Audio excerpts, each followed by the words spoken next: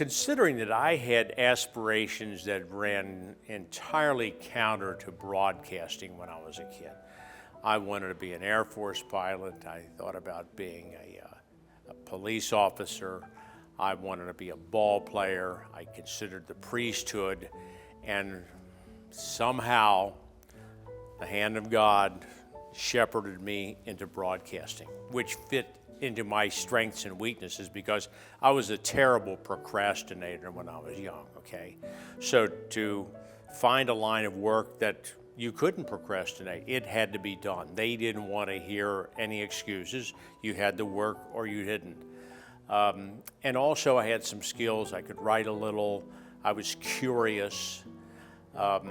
So those virtues and vices just melded perfectly, and voila, here I am this many years later going into the Hall of Fame.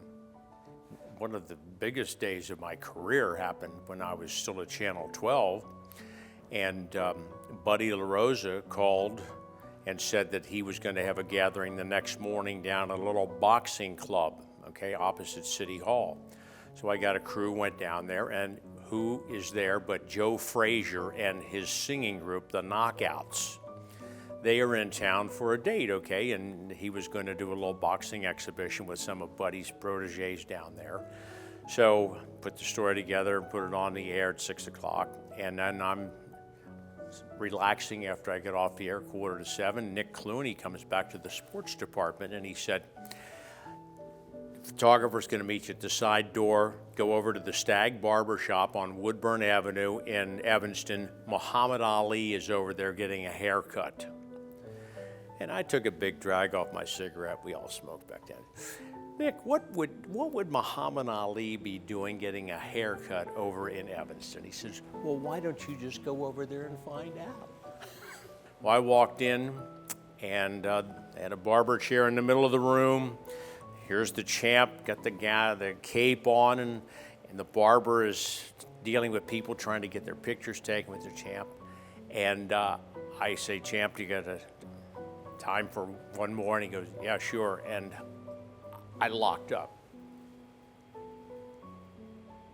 All I could think about was, I ran into an old friend of yours this morning.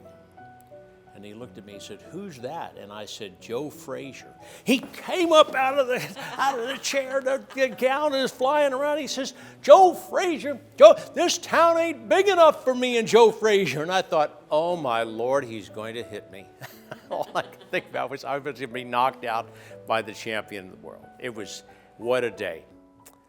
Considering all of the people that are going in this hall and the fact that we all had the same facts to work with, largely, that's what made it so gratifying when you could break a story, as you well know.